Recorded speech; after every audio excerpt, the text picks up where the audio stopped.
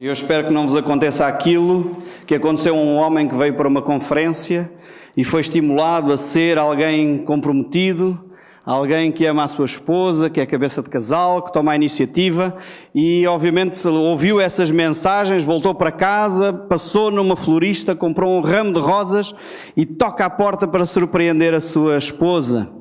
E quando a sua esposa abre a porta, ela diz: só me faltava mais esta. A máquina avariou, os filhos andaram a destruir a casa toda e agora tu chegas a casa bêbado, sinceramente, não é?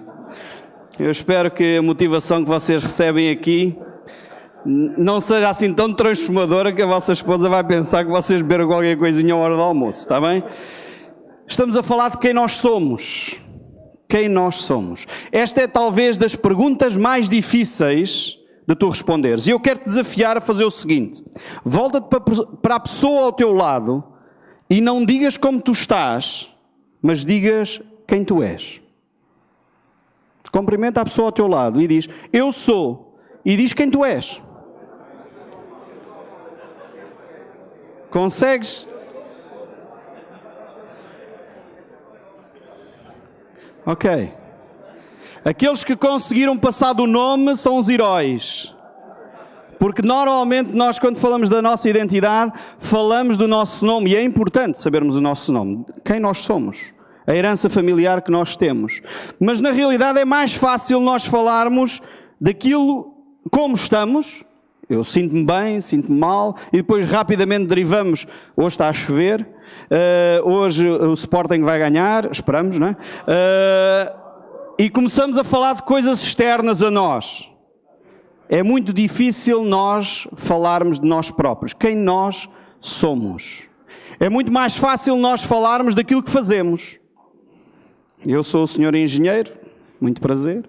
Aliás, depois nós na igreja temos a facilidade que é o irmão. Portanto, e a gente já nem sabe o nome sequer, porque é o irmão e a gente já não se lembra.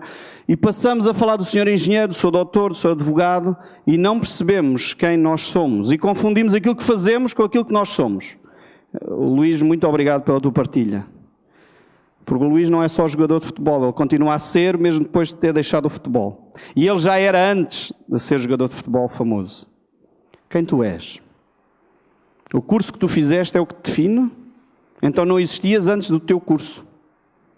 E se o curso acabar, e a profissão acabar, e fores para o desemprego? E é aqui que muitos de nós entramos num vazio existencial porque confundimos aquilo que fazemos com aquilo que nós somos. Então eu gostaria de continuar a desafiar nesta reflexão e eu peço que possas passar o próximo slide, se faz favor, porque a nossa reflexão esta manhã é acerca de quem tu és.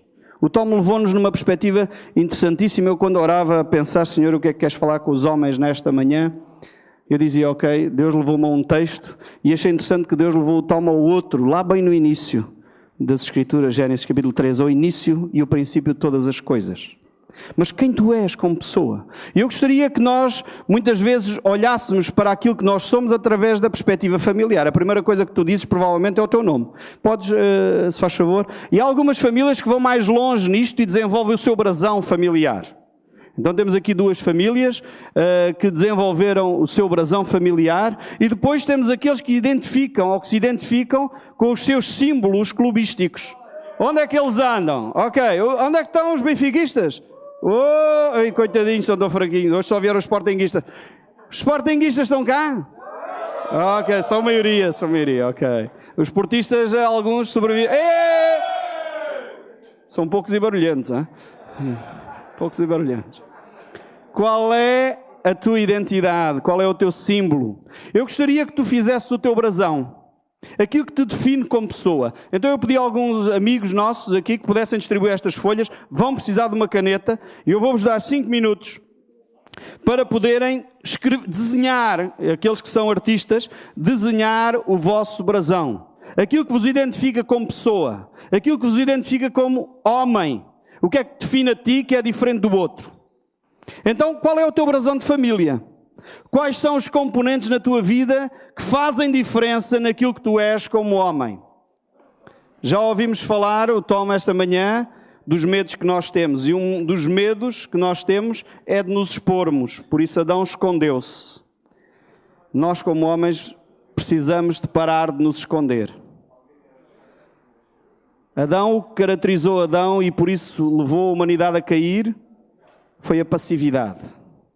E quantos de nós temos o hábito de dizer, o filho vem ter connosco, oh pai, preciso disto, vai ter com a tua mãe. Já aconteceu, não é? A tua mãe sabe. A passividade. E a passividade de Adão levou ao estado em que a humanidade está. Precisamos de homens, como dizia o Tom esta manhã, de coragem. Homens que assumem o seu papel, que sabem quem são e por isso fazem a diferença no que fazem. Então eu gostava de dar-vos 5 minutos para vocês poderem desenhar aí o vosso brasão. De uma forma simples, gráfica, que eu gostaria que tu levasses para casa não só ideias, mas levasses para casa alguma coisa que eu espero que te possa marcar para os próximos tempos. 5 minutos para tu desenhares aquilo que simboliza quem tu és, não aquilo que tu fazes. Quem tu és. Está bem? 5 minutos. E depois vou-vos dar tempo para 2 a 2 partilharem aquilo que tu desenhaste. Está bem? Depois o melhor desenho ganhará um prémio. Depois eu deixo o resto do prémio com o Abel para saber qual é o prémio que vou oferecer. Mas desenha aquilo que tu és. 5 minutos para definir a tua identidade, 5 minutos para poderes esboçar num brasão de família aquilo que seria o essencial do teu ser, o essencial da tua pessoa. Não precisa ser um desenho perfeito, a ideia não é essa. É só teres um símbolo daquilo que significa para ti quem tu és, o que mais demonstra, um símbolo que mais demonstra aquilo que tu és. Pode não ser só um símbolo. É interessante que Jesus Cristo, e é a personagem que eu gostaria de salientar esta tarde já, a pessoa de Jesus Cristo, porque é interessante que Jesus Cristo várias vezes ele disse eu sou. Eu sou. Eu sou o pão da vida. Eu sou a água viva. Eu sou o bom pastor. Eu sou a ressurreição e a vida. Eu sou o caminho, eu sou a verdade, eu sou a vida, eu sou a luz do mundo. Quem tu és? Jesus compreendia as suas várias vertentes, os seus vários papéis, os vários símbolos que o identificavam como pessoa. Ele conhecia a sua identidade, que a sua identidade não era terrena. A sua identidade estava vinculada aos céus e ao seu Pai. Identificas quais são os símbolos que te mais marcam quem és tu, se tivesses que dizer a alguém, quem és tu? Então eu pedia que 2 a 2 possas falar com o colega do teu lado, mostra o teu desenho e deixa depois ver o outro desenho, vamos reconhecer aqui os artistas e explica o teu desenho em 1 minuto, não precisas fazer uma palestra, 1 minuto para explicares à pessoa do teu lado o teu desenho, está bem? Se tu agora tens um brasão, agora pertence à família nobre. Tu agora és um nobre, está bem? Agora podes mandar fazer um escudo à semelhança daquela família Monteiro, da família Chaves, da família Rosa, da família Oliveira, que têm brasões de família. Tu agora tens o teu próprio brasão, aquilo que te define como pessoa, que te pode ajudar a relembrar qual é o teu cunho, a tua direção, os teus valores. Então o Tom já nos falou de algumas coisas que nos influenciam sobre a nossa identidade. Eu só vou tocar ao de leve porque não tenho tempo, mas podes passar o próximo slide, se faz um toquezinho. Então a minha herança familiar influencia aquilo que eu sou. Há um vídeo muito interessante que eu não sei se consegui reproduzir, de um vídeo que os jovens andam a ouvir muito em francês, Papa un thé, já ouviram esta música por aí? Se virem o vídeo é interessante. Porque aquela história em francês eu quis tentar traduzir para ver se toda a história era muito fiel, mas na realidade aquilo retrata a influência que os pais têm sobre os filhos. Aquilo só é interessante se virem o vídeo na internet, vejam, essa música é muito interessante sobre a influência que a família tem sobre nós. E em particular o papel do pai. Eu não sei se nós estamos conscientes que quando se olha para a sociedade, o papel do homem como pai na vida dos filhos é muito mais determinante do que o papel da mãe, por todo o respeito que temos às mães e a importância que elas têm na nossa família. Quando se analisa jovens que tiveram que ficar privados da sua mãe, a taxa de delinquência é muito menor quando eles estão a viver com o pai do que aquelas crianças que tiveram que ser privadas do pai e estão a viver com a sua mãe. Isto são factos. Tu, como homem, tens um papel determinante na educação, no caminhar dos teus filhos, assim como o papel do teu pai teve sobre a tua vida. Então a herança familiar é um dos importantes aspectos que influenciam, podem não determinar, mas influenciam a nossa identidade. Eu achei interessante quando estava a fazer o meu curso, um dos aspectos, uma das cadeiras que nós tínhamos era de aconselhamento e tínhamos que fazer o perfil que nós tínhamos como pessoas. E no final, a professora, a psicóloga que estava a analisar, ela olha para mim, depois de termos feito o inquérito, termos feito algumas aulas de aconselhamento, ela diz, mas Chaveiro, é muito curioso, porque o teu perfil não indicia em nada que és filho de alcoólico.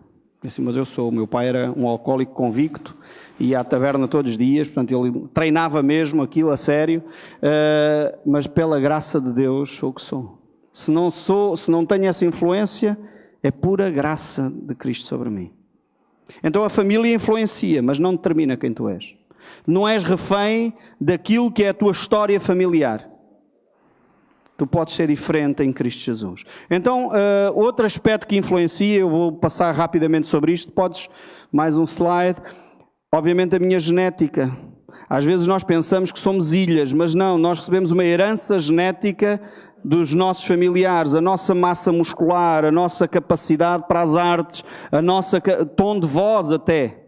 Pode ter influência, obviamente treina-se muitas destas coisas. Trabalha-se muitas destas coisas.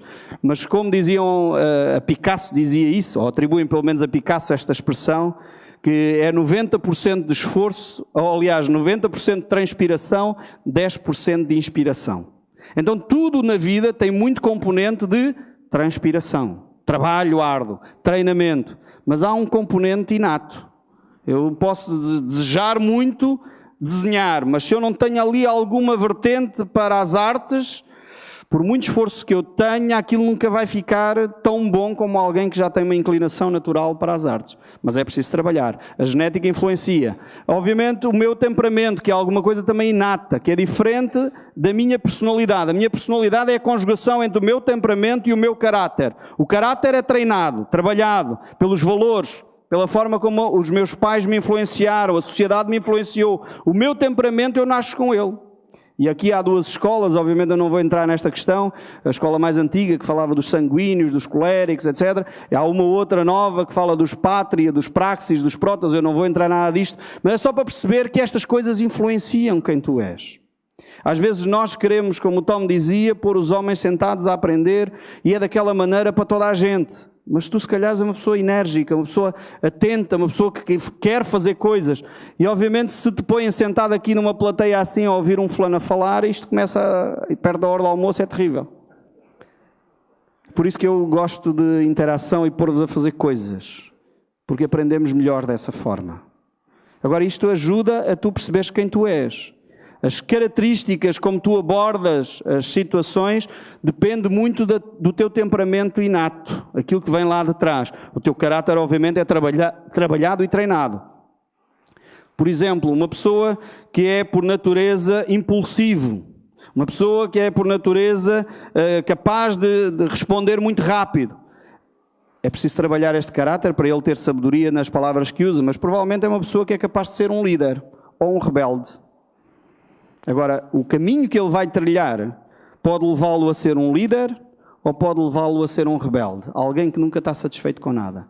Isto é o temperamento. O caráter vai ajudar a moldar esta pessoa para aquilo que ele é. Qual é a sua identidade no futuro? Outras influências que nós temos, se faz favor mais à frente, o ambiente social, onde nós viemos, mesmo o ambiente socioeconómico, as possibilidades que nós tivemos na vida, ou a falta delas. Porque às vezes determinadas faltas que nós temos engenham ou aguçam o engenho, não é? A falta de recursos fez com que dali da família de uma bola passasse a ser o brinquedo mais interessante e saíram vários atletas importantes para o nosso país até. Às vezes é necessário passar por privações e isso vai influenciar quem eu sou hoje. Não desvalorizemos até as privações que nós passamos. Porque elas vão influenciar aquilo que eu sou. Uma das coisas que me influenciou, por exemplo, o facto do meu pai ser alcoólico, haver violência doméstica, fazia com que eu me isolasse. Obviamente eu não queria viver aquele cenário. Isolava-me lá no meu cantinho. E isso fez com que eu desenvolvesse alguns talentos para as artes. gosto de desenhar, gosto de escultura, gosto de pintura, porque obviamente eu passava horas sozinho. Apesar de sermos uma família grande, éramos 8 irmãos, mas não dava para fazer uma equipa de futebol, porque os mais velhos já estavam a trabalhar, e então muitas vezes passava muitas horas sozinho. Isso desenvolveu em mim uma inclinação para as artes.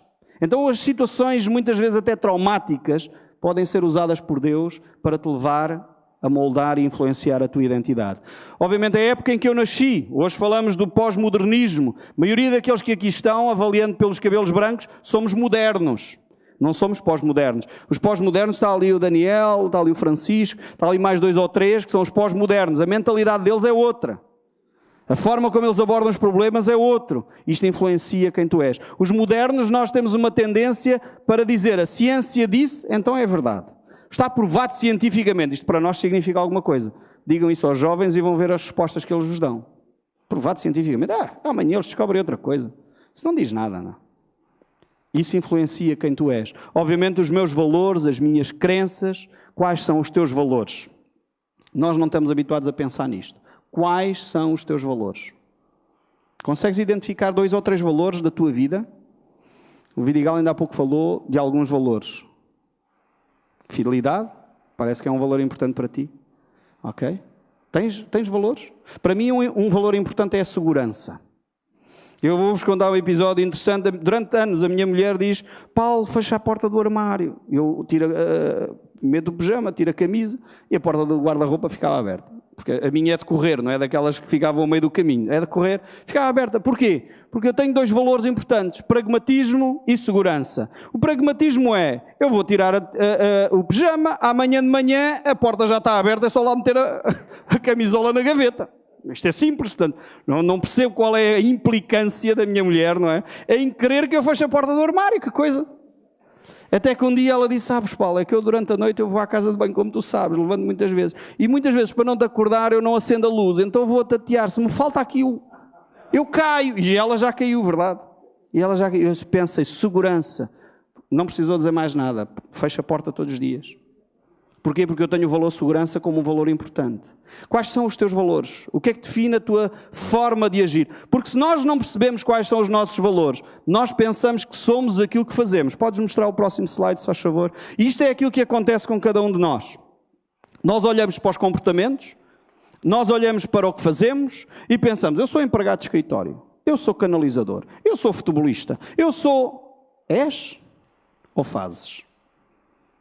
São os teus comportamentos que definem quem tu és? Ou aquilo que tu és leva-te a fazer coisas que deixam marcas muito para além daquilo que tu estás a fazer? Obviamente há uma nova maneira de abordar a psicologia, este grupo de programação neurolinguística. Eles definem esta pirâmide muito interessante, eu não vou também gastar muito tempo nisto, mas é só para dizer que eles definem alguns graus de influência onde nós queremos, onde nos movemos, onde agimos com pessoas. A base, obviamente, é o mundo exterior, aquilo que está à nossa volta. Depois temos os comportamentos, as capacidades, aquilo que são os nossos valores e as crenças a ver. Eu penso que vocês não conseguem ver, eu também não consigo. E depois, obviamente, temos lá no topo da pirâmide a minha identidade. E é interessante que este grupo, que não é cristão, eles dizem que aquilo que é mais importante na vida de um ser humano é a espiritualidade que está lá em cima. Se tu queres mudar alguma coisa na tua identidade, precisas começar a ter um relacionamento com Deus. Eles não chamam Deus. Isto é um grupo da área da psicologia. Isto não é um grupo cristão.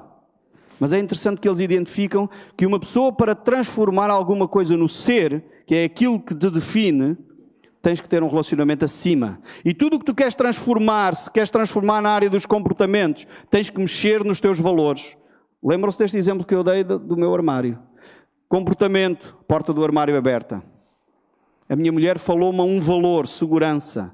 E o que é que eu fiz? A segurança está lá no nível verde. O que é que eu fiz? Mudei o comportamento. Porquê é que eu não mudava o comportamento antes? Porque era teimoso? Porque era maldoso? Porque não queria o bem dela? Não, porque ela não me falou os valores. Ela não falou uma linguagem que eu tivesse a entender. Quando ela falou alguma coisa que eu entendi, segurança, eu mudei o meu comportamento.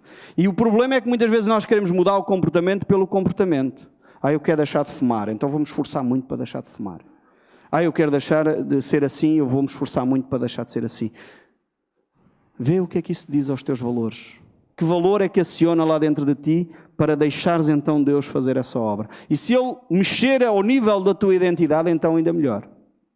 Por isso eu queria abrir a Bíblia em Marcos capítulo 8, ler convosco um texto bíblico, onde é interessante ver o que Jesus nos diz. Marcos 8, verso 27. Jesus e os seus discípulos partiram para os povoados nas cercanias de Cesareia, de Filipos. No caminho lhes inquiriu: quem dizem as pessoas que eu sou? A minha pergunta é, será que Jesus estava com problemas de identidade? Jesus não sabia agora quem ele era. Jesus estava a dizer, estou aqui com um problema existencial e como tal, ajudem-me aqui por favor, meus amigos. Quem dizem as pessoas que eu sou? E às vezes nós pensamos que aquilo que define quem nós somos, a nossa identidade, são os outros. Vejam bem o que é que os outros estavam a dizer acerca de Jesus. Verso 28. Ao que eles informaram, alguns comentam que é João Batista. Portanto, deve ser João Batista. Outros dizem que és Elias.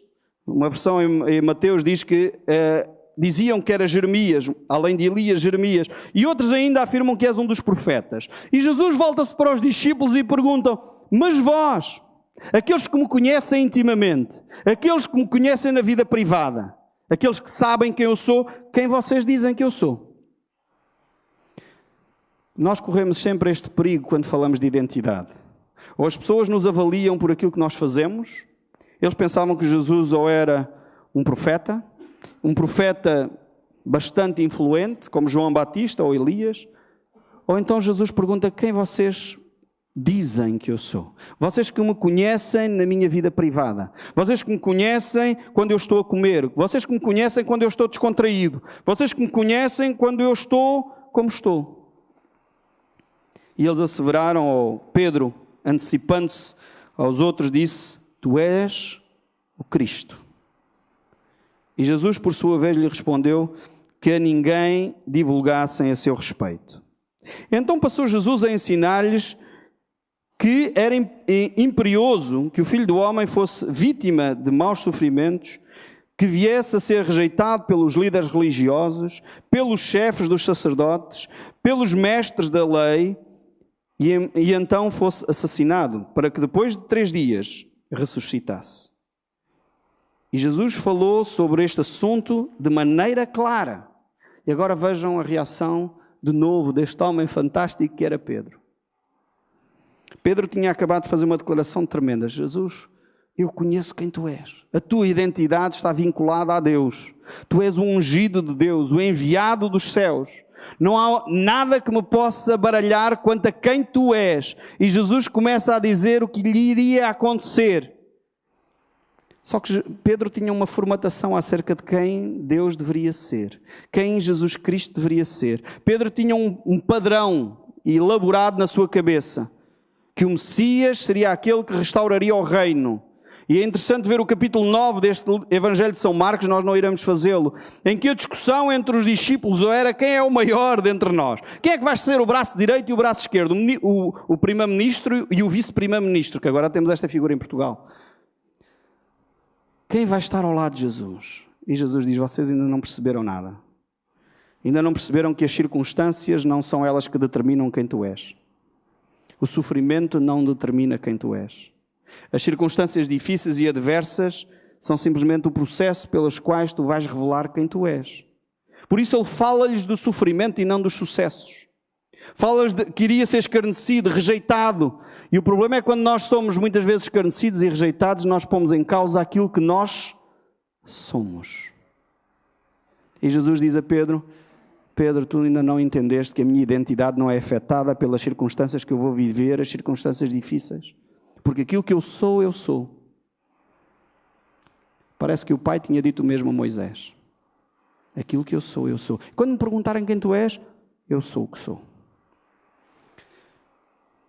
Mas Pedro, como tinha recebido uma revelação de Deus, porque Jesus Cristo nos Evangelhos diz isto: Pedro, aquilo que quem te revelou esta verdade foi Deus. E eu acho que Pedro deve ter começado a sentir assim uma certa vaidade. Assim, uau, eu e Deus, sou assim um daqueles tocato lá. Eu e Deus temos aqui uma relação Portanto, Jesus, tu estás a falar de sofrimentos, isso é pensamento negativo. Arreda já isso. Tens que pensar positivo. Nós vamos vencer. Isto vai ser uma vitória. E Pedro dá assim uma volta ao abraço de Jesus. Oh, Jesus, anda cá. Eu tenho que explicar aqui umas coisas que eu acho que não estás a perceber. Tu acabei de dizer que tu és o Cristo, o Filho do Deus vivo. E tu agora estás a falar de sofrimento, desgraça, morte, rejeição. Qual foi a resposta de Jesus a Pedro? Arreda, Satanás. Aquilo que tu cogitas não é de Deus, é dos homens. Tu te estás a olhar para as questões da identidade pela perspectiva errada. As minhas circunstâncias não determinam quem eu sou. Aquilo que eu sou, eu sou. E Jesus teve que repreender a Pedro, arreda Satanás, pois não estás a pensar a obra de Deus, mas sim nas ambições humanas. Estás a pensar em ser o meu braço direito, estás a pensar em projeção, estás a pensar em vaidades. E nós, como seres humanos, temos dois grandes processos. Até aos 40 anos, a maioria das pessoas que têm dos 0 aos 40 anos pensam em sucesso. Quem está aqui com menos de 40, podem só levantar, menos de 40, ok. Estes aqui estão a pensar em sucesso. Alcançar uma vida profissional, não é errado, atenção, alcançar uma vida profissional estável, alcançar mais sucesso profissional, alcançar mais este objetivo, fazer mais esta formação. E depois temos os outros com mais de 40 anos, onde é que eles andam? Ok, estes já passaram essa ilusão, portanto já estão desiludidos, e ficar desiludido é bom. Portanto, ser desiludido é bom porque tu perdes as ilusões e depois entras na crise chamada de meia-idade, que é aquele... Alguém disse que a vida é como um jogo de futebol. Temos a primeira parte, que é a parte do sucesso, queremos ganhar, mas depois temos a realidade, é que o adversário também está lá e que marca golos. E nós depois temos o intervalo, que é a crise de meia-idade. A crise de meia-idade é o intervalo, onde o treinador chama à parte e diz, anda cá. Eu preciso dizer, pá, tu fizeste isto mal, tens de corrigir aquilo. E quem está na crise de meia-idade está nestas perguntas. Onde é que eu errei? Onde é que eu acertei? O que é que foi de sucesso? O que é que foi de fracasso? O que é que eu posso tirar como lição? E depois entramos na segunda parte do jogo. E a segunda parte do jogo é significado, propósito. Qual é o propósito da minha vida? Eu ando aqui a fazer o que, afinal de contas? Eu já percebi que o sucesso tem o seu valor, mas não me leva a lado nenhum. E estas são as perguntas fundamentais da vida. Quem eu sou? Qual o meu significado e para onde eu vou? Sabes tu quem tu és? Entendes quem tu és? Muitas vezes, eu vou terminar porque eu teria mais coisas para dizer, mas podes só passar os slides só para eles ficarem, talvez para uma próxima conferência. Mas eu não quero alongar porque obviamente a hora já passou. E eu queria ficar dentro do tempo. Muitas vezes nós não percebemos quem nós somos porque confundimos a nossa identidade com o que nós fazemos. O contexto desta passagem, todo o capítulo 8, nos leva a esta reflexão. Jesus termina este capítulo 8 dizendo: aquele que não se nega a si próprio, não toma a sua cruz e não me segue, não é digno de mim. A tua identidade, se não está vinculada a Jesus Cristo, se não percebes que há um antes de Cristo, não é só na história que divide antes de Cristo e depois de Cristo. A tua história pessoal tem que haver um antes de Cristo e um depois de Cristo. Se não há um antes de Cristo na tua vida, e algumas das características que eu tenho como um antes de Cristo, podes passar, se faz favor, para esse slide, eu quero levar-vos para o fim. Podes avançar mais um ou dois aspectos? Eu não consigo ler daqui, ok, era o que eu calculava. Está muito longe. Mas não sei se alguns de vocês conseguem ler. Algumas características do antes de Cristo, eu não preciso ler porque algumas delas eu sei de cor, porque fui eu que fiz este slide já agora. A minha autossuficiência. Isto é quando eu não tenho Cristo em mim. Por isso Jesus diz a certa altura: nega-te a ti mesmo. Ou seja, percebe que não está nas tuas mãos o controlar a vida. Não está nas tuas mãos controlar as situações. Agora, isto não é uma carta para a preguiça. Não me entendam mal. Mas a autossuficiência leva-nos para longe de Cristo. Leva-nos para longe de saber aquilo que nós somos na realidade. Quando eu estou em Cristo, eu sei qual é o meu valor. Quando eu estou em Cristo, eu sei quais são as minhas limitações. Quando eu estou em Cristo, eu sei quais são as minhas características positivas. Por isso eu posso ser como Jesus, manso e humilde. Quando eu sou sem Cristo, eu penso na minha autossuficiência, eu procuro defender a minha imagem, eu procuro defender a minha reputação, eu procuro demonstrar aos outros uma coisa que eu não sou, eu ponho as minhas máscaras à semelhança de Adão, que se cobriu com um avental de folhas de figueira. Eu acho que aquele homem não era lá bom da cabeça, porque já experimentaram agarrar uma folha de figueira. Ele deve ter ficado todo assado e não havia pó talco naquela altura, não é? E até Deus foi gracioso nisso. Só, Adão, não precisas te esconder de mim em primeiro lugar. Em segundo lugar, já que pecaste, eu vou cuidar de ti. Vou sacrificar um animal. E dele vou fazer vestes confortáveis para que tu escondas realmente essa tua vergonha. E Deus tem sido gracioso connosco. Por isso Ele dá-nos uma nova identidade. Mas para isso nós precisamos morrer para nós próprios. Tomar a nossa cruz e segui-lo. Diz Jesus, venha a mim, e quem quiser, pois, salvar a sua vida. Quanto esforço nós fazemos para salvar a nossa vida? Para dar uma imagem daquilo que na realidade não somos. E o Daniel levantou aqui questões extremamente pertinentes, das quais nós fugimos. Como é que eu lido com a pornografia? Eu espero que o Daniel não tivesse a propor fazermos uma parada de homens em biquíni por aí. Eu acho que não era isso, pois não, Daniel? Mas como é que nós lidamos com os outdoors das mulheres em lingerie? É um problema para ti? Uma vez estava a falar com um pastor amigo meu e ele dizia, sabes, Paulo, o meu problema não é não gostar, o meu problema é gostar demais. Não é? O nosso problema é esse. Não tínhamos ilusões, é óbvio que nós sabemos que a santidade é o projeto de Deus para nós. Mas é difícil ou não? Ou só eu é que tenho essa dificuldade? Se calhar sou eu. Estamos prontos a dizer, Senhor, por favor, crucifica o meu eu. Ele é demasiado forte. Eu preciso de morrer para mim mesmo, para que tu vivas em mim. E quando Cristo viver em mim, eu não tenho problemas com a minha identidade. Eu não preciso de me esconder. Porque Cristo é quem vive em mim.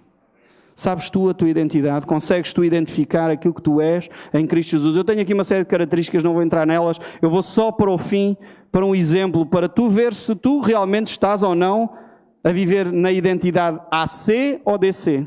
Antes de Cristo ou depois de Cristo. Porque infelizmente eu vejo que muitos cristãos conhecem Jesus, mas continuam a viver com uma mentalidade como se não tivessem Jesus. Podes passar para creio que é o último slide mesmo. Podes avançar, mais.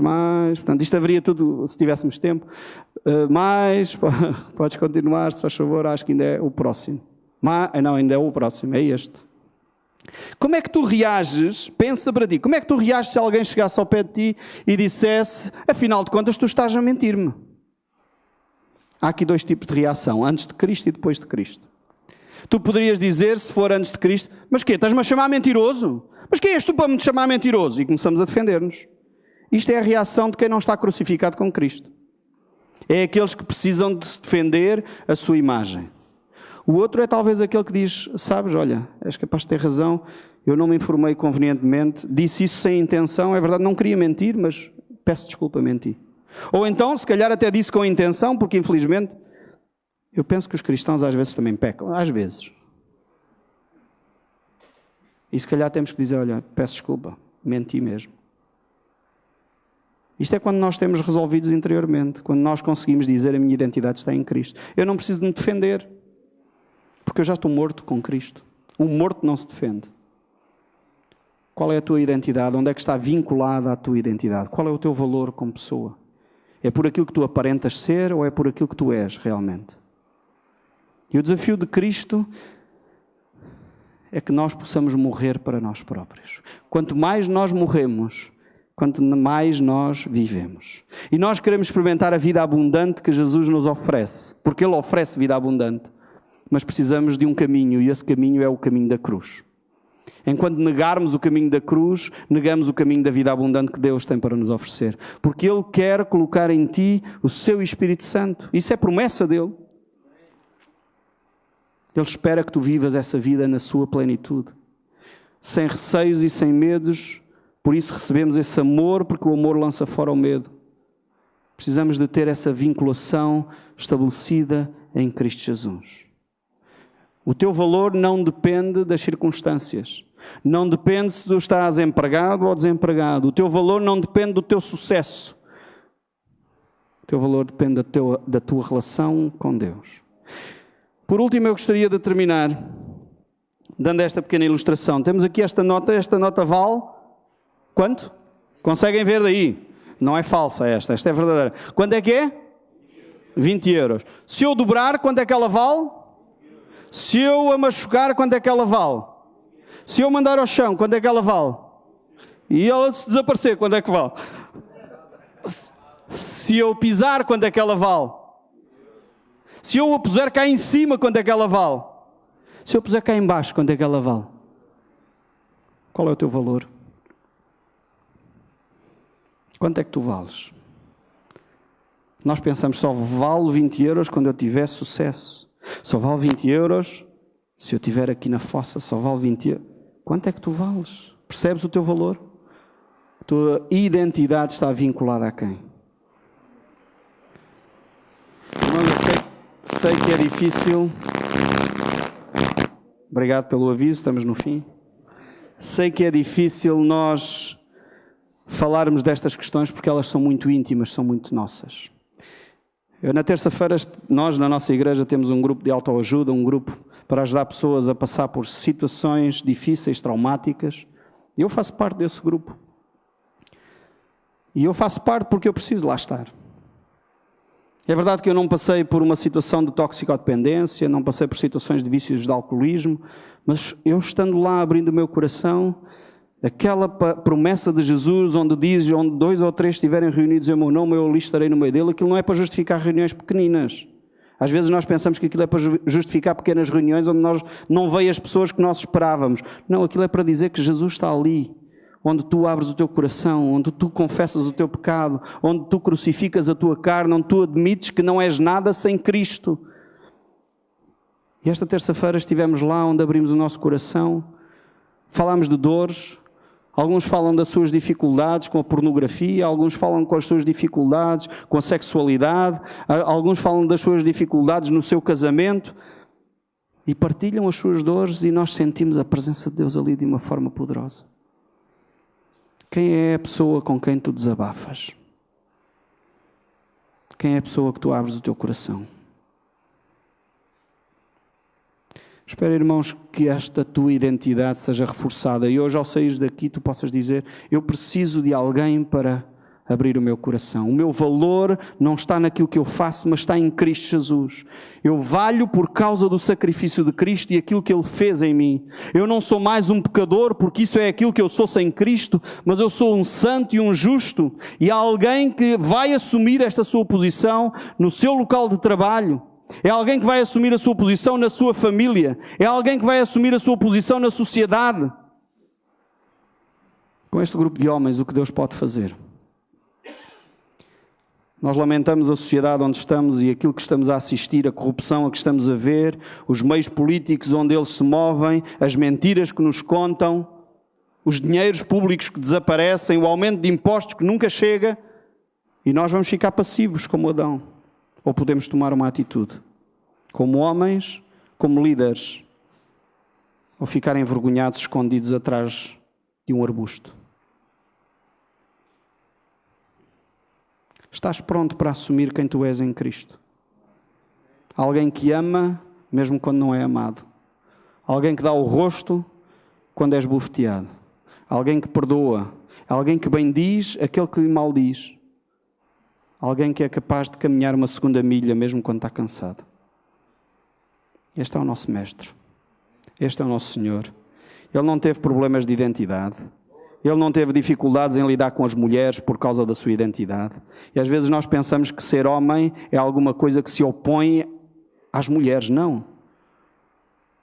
Deus formou Adão e Eva para que ela fosse a sua auxiliadora, que estivesse como que diante dele. Nós nos afirmarmos como homem não é estarmos opostos às mulheres que desenvolvem ministério para Deus. Nós temos que identificar quem somos e agir de acordo com a identidade que Cristo tem colocado em ti. Eu queria propor, irmãos, que terminássemos com uma palavra de oração. Talvez Deus falou alguma coisa ao teu coração, essa é a minha esperança. Sinceramente, quando me convidam para estas conferências, a minha primeira reação é: eu não tenho nada a dizer, e não tenho, sou sincero, não tenho. O Paulo Chaveiro não tem nada para vos transmitir. Se Cristo não falar convosco, é inútil este tempo que passamos aqui. Estás pronto para ouvir Deus? Estás pronto para ouvir Cristo falar ao teu coração? Que ajustes precisas fazer em relação àquilo que Cristo falou contigo? Estás pronto para assumir a liderança da tua família? Estás pronto para ser alguém íntegro, capaz de ser um exemplo e um sal e luz desta terra? Deus e Pai, tem misericórdia de nós, Senhor, e que o Teu Espírito Santo fale aos nossos corações nesta tarde.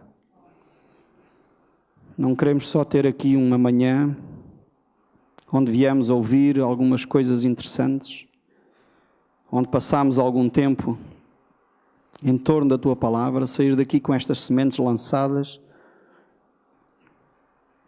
Queremos só, ó Deus, somente que o nosso coração esteja pronto para receber estas sementes. Dar fruto a 30, a 60 e a 100. Que aquilo que Tu, ó Deus, esperas de nós, a identidade que Tu cravaste em nós, a Tua imagem e semelhança, o Teu amor derramado sobre os nossos corações, seja algo tão marcante, ó Deus, que a nossa vida é transformada, que a nossa família é transformada, o nosso local de trabalho é transformado, a nossa vizinhança é marcada por aquilo que nós somos como Teus filhos amados.